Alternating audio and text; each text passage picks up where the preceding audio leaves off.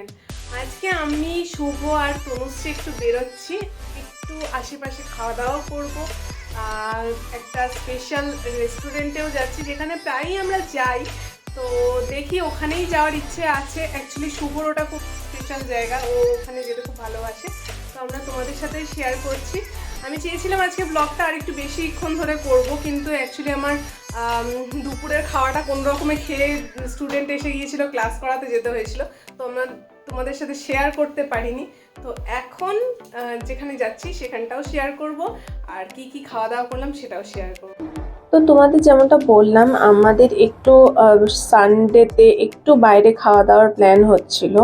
তো খাওয়া দাওয়া মানে টুকিটাকি খাওয়া দাওয়াই, কারণ দুপুরের মেনুটা খুব হেভি ছিল আর খুবই স্পেশালও ছিল। দুপুরের মেনুতে পরে আসি, আগে আমরা যেখানে গেলাম ক্যালকাটা বেকারি ক্যাফেতে। এখানে আমরা প্রায়ই যাই, শুভর খুব পছন্দের একটা জায়গা। আসলে আমি চাইছিলাম একটু অন্য কোথাও যাওয়া যদি যাই, কারণ ক্যালকাটা বেকারি ক্যাফের খাওয়া দাওয়া আমরা অনেকবারই করেছি। তো বলে রাখি বন্ধুরা, আমি কিন্তু প্রফেশনাল কোনো ফুড ব্লগার নই। আমার দিনের যা যা আমি করি সেটাই তোমাদের সাথে শেয়ার করার চেষ্টা করি। নিজের বিজি শিডিউলের জন্য তোমাদের সাথে সব কিছু শেয়ার করতে পারি না। তোমরা দেখলে গল্প করতে করতে পুরো রেস্টুরেন্টটার ভিউ তোমাদের সাথে শেয়ার করে দিলাম। মানে এর ডেকোরেশনটা কিভাবে ওরা করেছে, খুব ভালো ছিমছাম একটা ডেকোরেশন। আমার খুব ভালো লাগে, ওদের ফুড কোয়ালিটিও খুব ভালো থাকে। তো তোমরা কখনো যদি আসতে চাও অবশ্যই এসো। আজকে দুপুরের মেনুটাও খুব স্পেশাল ছিল। দুপুরের মেনুতে ছিল হচ্ছে এঁচোড় চিংড়ি আর মুড়ি ঘন্ট, যেটা আমার শাশুড়ি মা স্পেশাল ছিল। সত্যি মুড়ি ঘন্টটা তো অসাম বানায় মা। তো যে এঁচোড় চিংড়ির এঁচোড়টা মা রান্না করেছিল সেটা আমার স্টুডেন্ট প্রীতি আমার জন্য এনে দিয়েছিল, ওদের গাছের ছিল। আর এঁচোড় চিংড়িটাও খুব দুর্দান্ত হয়েছিল, কিন্তু যেহেতু আমার ক্লাস করানো ছিল আমি সেইভাবে ভালো করে আমেজ করে, যেটা সানডে স্পেশাল থাকে, সেইভাবে আমি খেয়ে যেতে পারিনি। কোনো রকমে খাওয়া দাওয়া করে ক্লাস করাতে চলে গিয়েছিলাম। তো বলে রাখি, আমি সানডে সাধারণত ক্লাস করাই না। আমি তোমাদের সাথে শেয়ার করব ভেবেছিলাম দুপুরের মেনুটা, কিন্তু করার টাইমটাই পাইনি এই ক্লাসটার জন্য।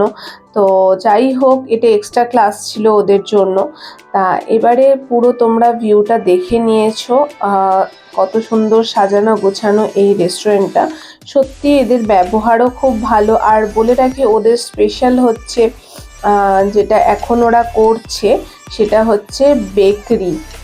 তো বেকারিতে যেমন তোমরা জানো, কেক পেস্ট্রি থেকে শুরু করে মাফিন সব কিছুই পাওয়া যায়। তো এদেরও সেমনি সব কিছুই পাওয়া যাচ্ছে।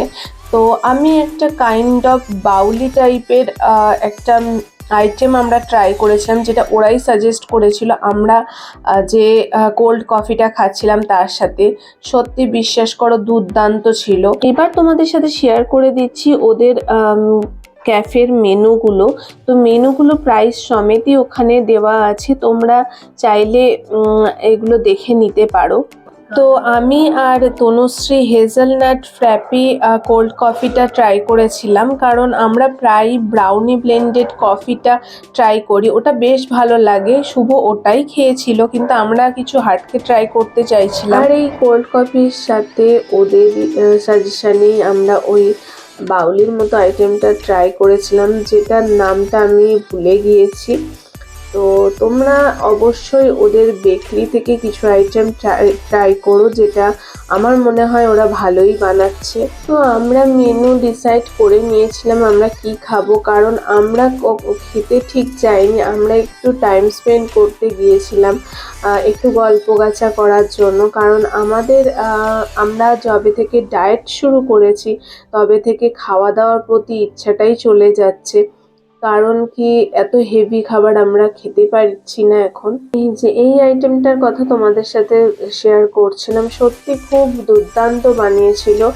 আমার তো খুবই ভালো লেগেছে, মানে ওখানে যদি আর একটা থাকতো আমি হয়তো সেটাও খেয়ে নিতাম, এতটাই ভালো লাগছে। তবে আমরা একটা একটা প্লেট করেই সব কিছু অর্ডার করেছিলাম, কারণ আমাদের খিদে সেরকম ভাবে ছিল না।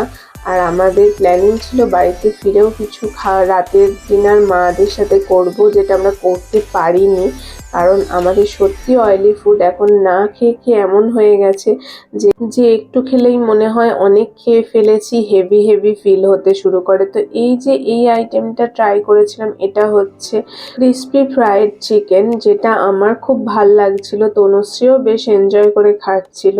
আমরা বেশ খেতে খেতে এনজয়ও করছিলাম, গল্পও করছিলাম অনেক, বেশ আমাদের ভালো লাগছিল। আর এই যে আইটেমটা দেখো, এটা শুভ যতবারই ক্যালকাটা বেকারি ক্যাফেতে যায় ততবারই অর্ডার করে। ওটা ছিল ফিশ অ্যান্ড চিপস, যেটা ক্যালকাটা ভেটকির ফ্রাই ছিল। বলবো অন্য দিনের তুলনায় আজকেরটা একটু ডাউন ছিল, সেটা জানি না কেন। এই দেখো তনুশ্রী পাগলামো শুরু করেছে, অ্যাকচুয়ালি পাগলামো না, আমি এমন এমন কথা বলছিলাম, এমন এমন কাণ্ড করছিলাম যে রাস্তার মধ্যে ও হেসে কুটোপাটি খাচ্ছিল। তো পুরো সন্ধ্যেটা আমরা এনজয় করলাম, সত্যি খুব ভালো কাটালাম। আমরা খাওয়া দাওয়া সেরে ফিরে এসেছি। ক্যালকাটা বেকারি ক্যাফের খাবার তোমরা খুব জানো, মানে আমার বরের খুব ফেভারিট, কিন্তু আমারও ফেভারিট, কিন্তু আমি চেয়েছিলাম আজকে অন্য কোথাও যেতে, তো আমরা আর গেলাম না। তো ঠিক আছে, নেক্সট টাইম অন্য কোথাও যদি যাই, ভালো কোনো রেস্টুরেন্টের সন্ধান পাই, অবশ্যই তোমাদের সাথে শেয়ার করব। খাবারগুলো ভালোই ছিল, ওখানের খাবার ভালোই থাকে যদিও। তো তোমরা যদি কখনো ক্যালকাটা বেকারি ক্যাফেতে আসতে চাও অবশ্যই এসো। এটা হচ্ছে বাঘা যতীনে অন্নপূর্ণার যে মোড় আছে সেখানেই। তো ওখানে ওদের হোর্ডিংটাও দেওয়া আছে, তোমরা দেখে চিনতে পারবে। তো আজকের ব্লগটা আমি এখানেই এন্ড করলাম। আজকের ব্লগটা তোমাদের কেমন লাগলো অবশ্যই জানিও কমেন্টে। যদি ভালো লাগে অবশ্যই একটু লাইক করে দিও।